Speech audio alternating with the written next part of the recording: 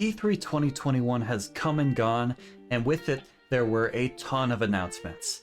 Now, this E3 may have been a little bit of a letdown compared to previous years, and that's kinda to be expected with, you know, I don't have to explain. That being said though, there's still a lot of really exciting stuff to dig into.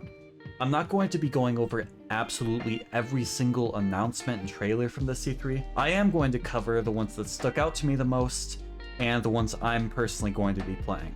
So let's hop right into it. Rainbow Six Extraction is basically Siege if it had a campaign. If you like Siege, if you ever wished it had a campaign, here you go. This game is based off of a temporary game mode that was released a few years back. I don't remember exactly the operation name, but it was released with Lion and Finca. Basically a 3-person cooperative mode where you're fighting a bunch of weird alien things. It was fun. It was cool, and they're making a full game out of it. Sure, it'll be fun. I'll be checking it out. Pretty exciting. That's coming September 16th, so pretty soon. Next up, Riders Republic. Now this game kind of came out of nowhere. At least I was completely unaware of it. It's an extreme sports game which has snowboarding, bicycling, and gliding with like fucking rocket gliders. Looks like a lot of fun. I'm pretty excited for it. That's coming September 2nd.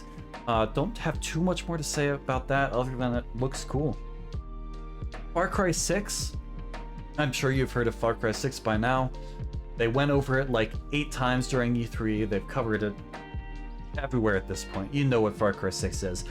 They're also releasing a season pass where you're able to play as the villains from Far Cry 3, Far Cry 4, and Far Cry 5. That might be kind of cool. I don't know if that's going to be like a separate game mode or during the campaign. I would imagine probably a separate game mode. Either way, Far Cry 6 coming October 7th. And then last up for the Ubisoft portion is Avatar: Frontiers of Pandora, coming in 2022. I'm not sure exactly who asked for an Avatar game, but for the 5 of you Avatar fans out there, this is for you. Congratulations, you're getting a good game, I hope. Next we have Elden Ring. Honestly, I'm not a huge fan of From Software games. I never liked the Souls games. I don't like the Souls-like genre. They're just not for me. However, I feel like I'm gonna get crucified if I don't at least mention this game, so it's coming out, probably gonna be good. It's made in joint with the writer of Game of Thrones, so you know the story's gonna be good at least. People are gonna like it. It's From Software. You know what you're getting. So obviously the biggest announcement of the Xbox section of E3 was Halo Infinite. Now we actually saw a cinematic trailer for the campaign, which looks really cool.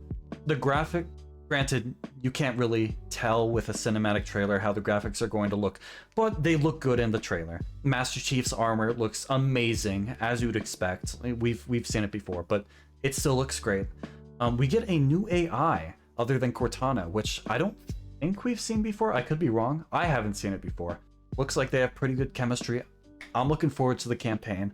We'll see how it goes. We didn't get any gameplay footage of the campaign, which is a little bit worrying, but I have faith because they did show the multiplayer gameplay, which looks like a lot of fun.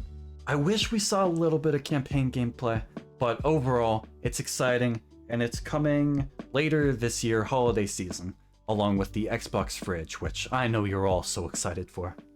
One of the more surprising announcements of this E3 was The Outer Worlds 2. Now, I'll be honest, I did not see this game coming at all. I mean, the first game was fine, it had its moments, it was fun, but it wasn't anything amazing, and I don't think it sold that well. But they're making a sequel, and I'm pretty excited. I think if they take it a different direction, they tone down the focus on, like, corporation bullshit, just a little bit. It was kind of on the nose, it was fucking everywhere in the first game, so I think if they tone that down a bit, focus more on other aspects of the universe, they can make a really good game. So I'll be cautiously optimistic about The Outer Worlds 2. Another announcement was Redfall. Now, Redfall is interesting because a lot of people actually thought it was a code name for the Elder Scrolls 6. Turns out it's actually a new title from Arcane. We don't know too much about it yet, other than it's gonna be like a 4-person co-op shooter against, vampires, which it could be cool. It's a cinematic trailer, so we don't really know. We didn't see any gameplay, so who knows how it's actually gonna turn out. That'll be coming summer 2022. We also saw a little bit of Vampire the Masquerade Swan Song. I don't think this was during the Xbox showcase, but we saw it. We saw like a little cinematic trailer. This is going to be a heavily story-based game in the Vampire the Masquerade universe, where you're going to play as 3 protagonists, and that's about all I know about it. But that's coming later this year, 2021. And along with that, we also have Vampire the Masquerade Blood Hunt, which I have to mention. It's a battle royale set in the Vampire the Masquerade universe. By my tone, you can already tell how I feel about that. I'm probably going to check it out. Probably not gonna like it. Don't expect too much from me about that game in the future. That's coming out later this year. We were also announced Back 4 Blood, which is a spiritual successor to Left 4 Dead, made by mostly the same people. So we're not getting Left 4 Dead 3. That's all but confirmed at this point. But we are getting Back 4 Blood. So if you liked Left 4 Dead, you're probably gonna like Back 4 Blood. It looks identical. You know what you're getting. That's coming October 12th. We also got announced, well, it was announced a few years ago, but we got an official trailer, cinematic trailer, for Starfield, which is Bethesda's newest game, Bethesda Game Studios to be specific. And it's actually a new IP, which they haven't done in, like, ever. It's been a long time since they've had a new IP. So I'm really excited to see what they do with that. If you want to know more about the game, I highly suggest you go check out Mr. Matty Plays. He covers the shit out of that game. Like, he's made like 2 15-minute videos in the past couple days just covering all the info we've gotten about that during E3 and like around this time. So I highly recommend going and checking him out if you want to know more about the game. He is my go-to when it comes to Bethesda news. We were also announced Forza Horizon 5.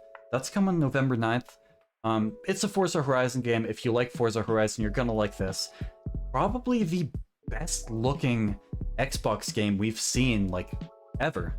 Which, I mean, it's kind of to be expected because it's a racing game. Like, what do they have to render? Cars and a background, that's it. So yeah, it's gonna look good. If you like Forza games, you like racing games. It's an open world racing game. I played Forza Horizon 4, had a lot of fun with that, so I'm probably gonna like this. We also got S.T.A.L.K.E.R 2. We actually got a lot of gameplay and footage of S.T.A.L.K.E.R 2. This looks really cool. I'm really pumped about this game. That's coming April 28th, 2022. So a little bit further out, but still fairly soon. That's gonna be really cool. We also got Life is Strange True Colors coming September 10th. The third game in the Life is Strange universe. I really liked the first game. I didn't play the second game because it didn't really interest me that much, but I'll probably check out the third game, see if it's any good.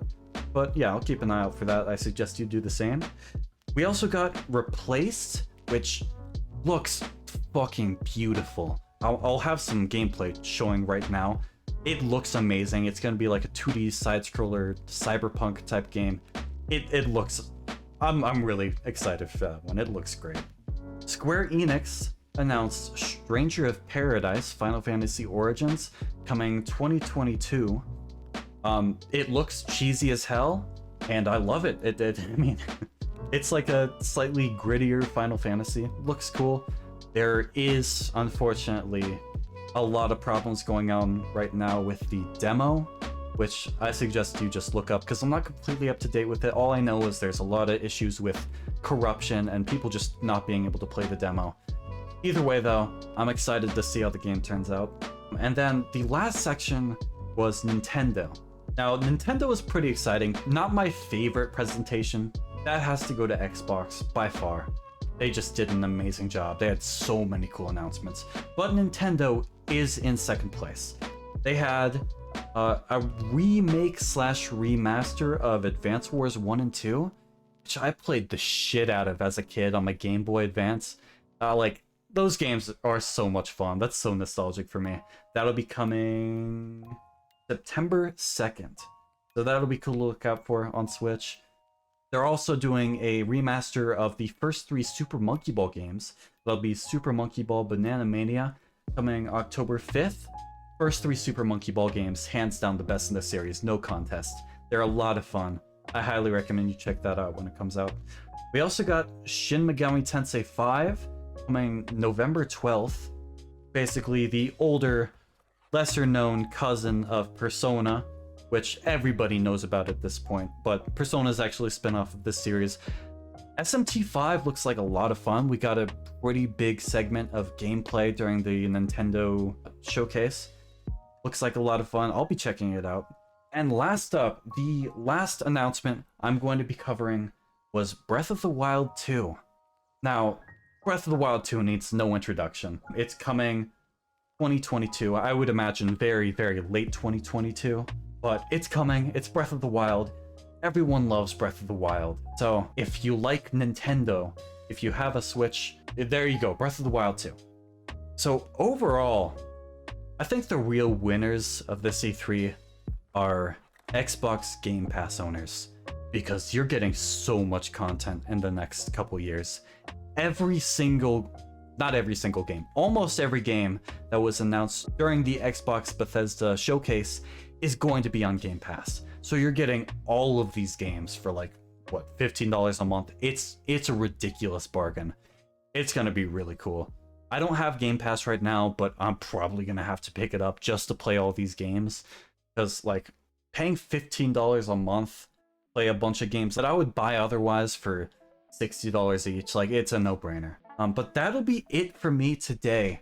I hope you guys enjoyed. If you have any other games that you're excited for that were announced that I didn't cover, leave a comment, talk about it, let people know. But other than that, I am out.